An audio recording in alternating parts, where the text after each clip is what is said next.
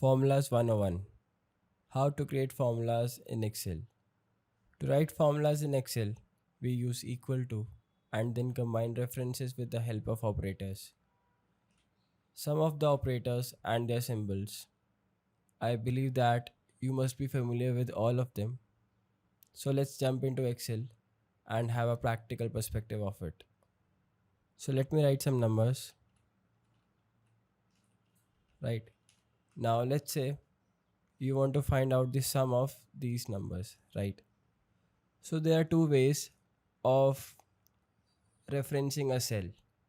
First, either you can use your cursor, just select the cell, plus now with the help of your arrow keys, you can point that cell like this, plus like this. In my opinion, you should always use cursor because it becomes convenient and your accuracy level also increases. So that was a quick tutorial about formulas.